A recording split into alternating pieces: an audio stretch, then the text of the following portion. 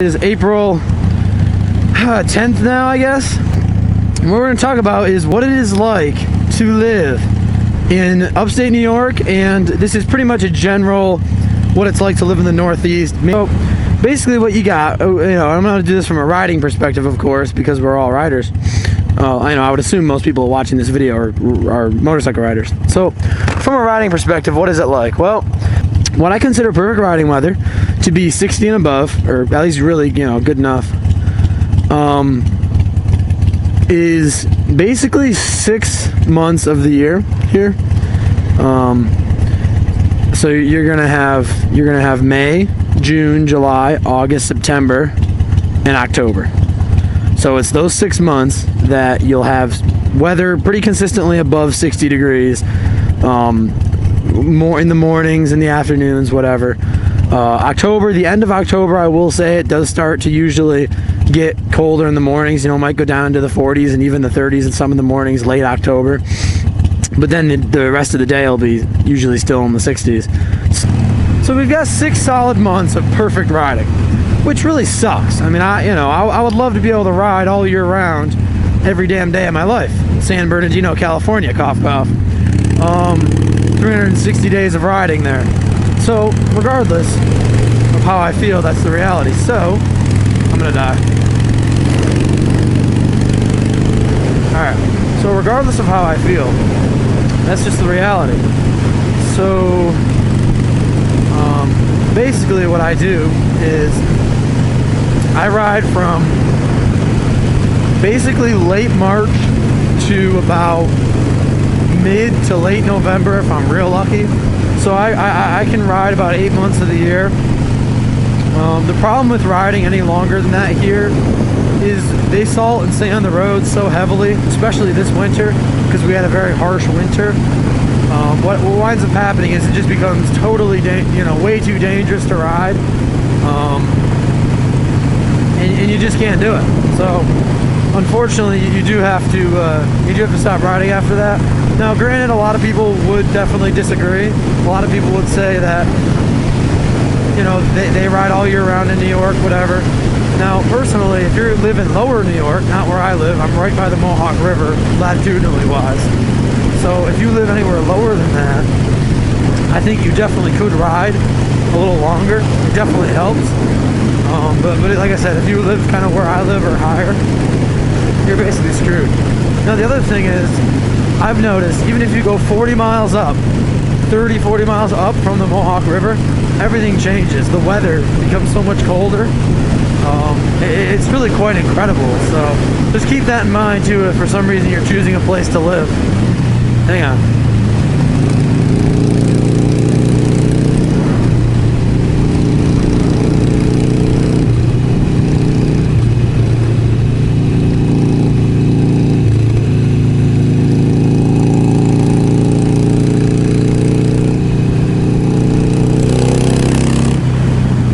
That was a lot of fun. Anyway, so if you're choosing a place to live and you want to live in the Northeast, which I don't know why you'd want to live in the Northeast, but let's say you do, you want to live in the Northeast, I would recommend that you try at least to stay below the Mohawk River of New York, that level, that latitude.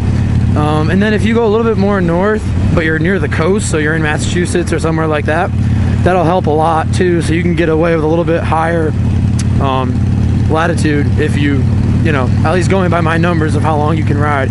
Obviously, if you live farther north, it just cuts into that time more and more. So I'm going to talk about first what I don't like about the Northeast, and then I'll talk about what I like about it, because it's a great area. There's just a lot of things I don't like about it. Alright, so first of all, the main thing I don't like is the cost of living. Wages are fairly decent. There's a lot of good jobs for the most part, and a lot of pretty good paying jobs for the most part in this area. Now, at least where I live, and in the Northeast in general, I would say, the problem is, and this is the big problem, the minimum wage in New York is $7.25. I'm sorry, is $7.25. The problem with that is that if you compare that to a lot of other states' minimum wages, states that do have higher minimum wages than the federal limit, and then you compare the cost of living with that, it's just way too low. Like, for example, gasoline right now is $3.67 for regular at this gas station right here. So if you compare that to another part of the country that has the same minimum wage as we do, and their gas is, $3 a gallon, that makes a pretty big difference. And there are states that where that's true. So it's not like that's so far-fetched that I'm just complaining about something that doesn't exist. But regardless of that, I mean, that's obviously just one very, very small thing to look at. It does seem like the cost of food is very high. The cost of one of the things that's really weird, cost of vehicles. Even though we're in the Rust Belt, like if you're looking for Harleys, now granted that's not to do with the Rust Belt really, but I'm on a public Harley forum, and so I get to see a lot of the prices that other people pay for stuff, and I've noticed over and over and over again that New York's prices are just higher. They just seem to be consistently higher for every vehicle than other states. Even if you get into Pennsylvania or Maryland area, so not too far away, it seems like the vehicle prices go down a whole lot. So I don't really know if that's just anecdotal or what, but it sure feels like it's the truth. So basically I feel like our minimum wage should be a little bit higher. But that being said, there are a lot of, to say, minimum wage type jobs that the employer opts to pay you more than minimum wage, which is kind of surprising, but I have found that to be true. So, that helps make up for it, for sure. Now, another thing I don't like is obviously the winter. I'm biased because of riding, but even beyond that, what I really hate about winters is one of the big things is just the wear and tear on vehicles. I'm tired of freaking fixing things that break because of rust and pounding rust off the bottom of my 10-plus-year-old vehicle. It's just not fun, and it's if you buy new vehicles all the time, that's not really an issue, new bikes and stuff, whatever. But if you're buying older stuff like me, it's a pain in the ass trying to take care of it in this area. So, but it's just one of the things you have to deal with up here if you're gonna live here. So another thing is what that same effect of the winter does to the roads. The roads are a lot better now because the frost has finally settled down and the roads have kind of unheaved. But during the winter and in the beginning of the spring, it's amazing how much bumpier a road can get than it first started off at.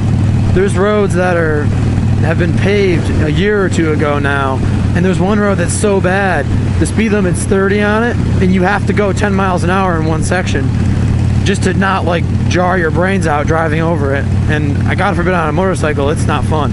So the frost and salt, especially against cheaply made roads, has a lot of negative effects on them, and it's it makes things a bit of a pain. But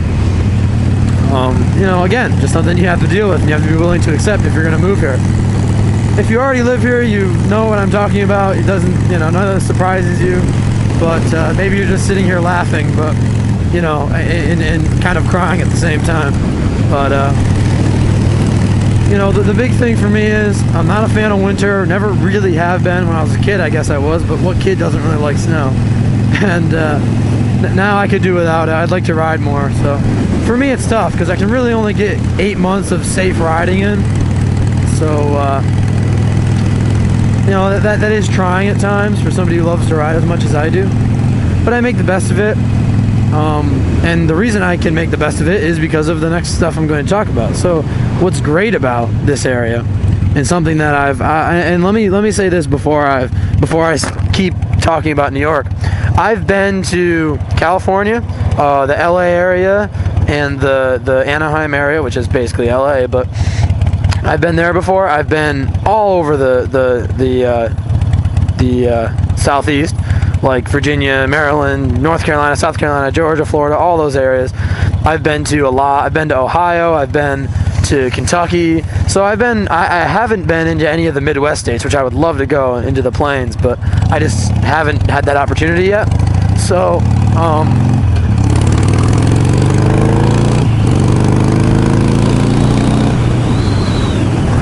when I finally get the opportunity to go to those places, I can give an even better review to say of New York, but for being able to compare it to the places I have been, the major difference is that the number one thing that I personally think is cool about New York, but can be a disadvantage as well, is that, and this goes for the whole Northeast in general actually, everything's really old, but in a good way.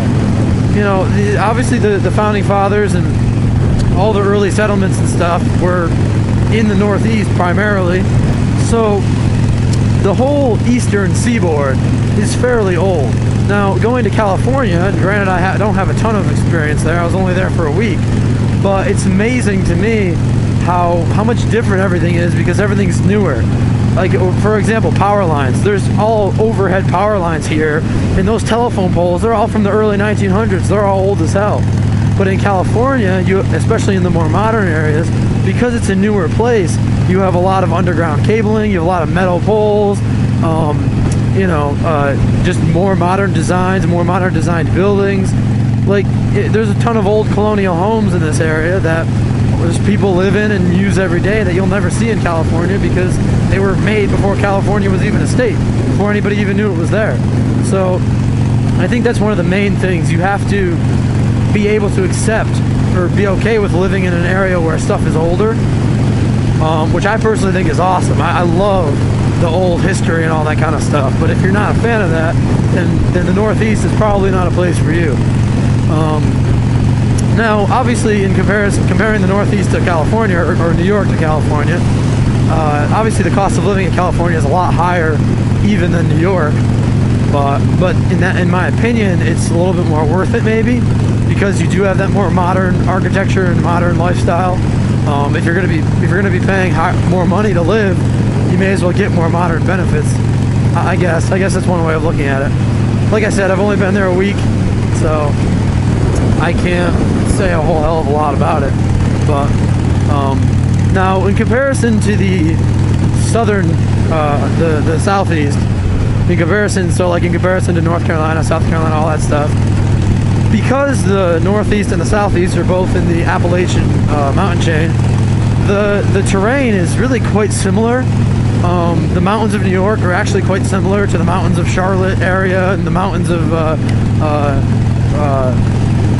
Virginia, Western Virginia, Kentucky, all that kind of stuff. So there's a lot of similarities there whenever I go down there that I see, and I have been down there quite a few times, probably well over 20 times, all for a week plus at a time. So I've experienced quite a bit of the South. And so those mountain areas, are actually very similar to New York. Now, that being said, if you get on the coasts are what's a lot different. The coast of Virginia, the coast of North Carolina, the coast of South Carolina, they're very beachish, they're very, very flat, very sunny, very hot, whereas obviously the northeast coasts are rocky and a little cooler. Obviously the water's cooler just because of the latitude, and the jet stream too, actually. So there's that. The coastline's a lot different. It's a much harsher terrain overall in the Northeast, whereas the South has the harsher western areas, but then it has the much more easygoing, flat land, Florida type style East Coast. One of the things I also want to mention is the reason why I think personally the South, specifically in the western parts of the state, are a better place to live than the Northeast is because I think that you get a lot of the same terrain, older houses, all that kind of stuff that I talked about, but you get a lower cost of living, better weather. I think the job market is similar. I think you might get paid a little bit less. I know teachers and stuff get paid less, and I think you might get paid less overall for doing the same job there, but I think that for the most part it's a fairly fair wage, and I think that you can make a good living down there, and even if you make a little bit less money, if you're enjoying yourself more and you enjoy the weather more, personally that's a worthy sacrifice for me.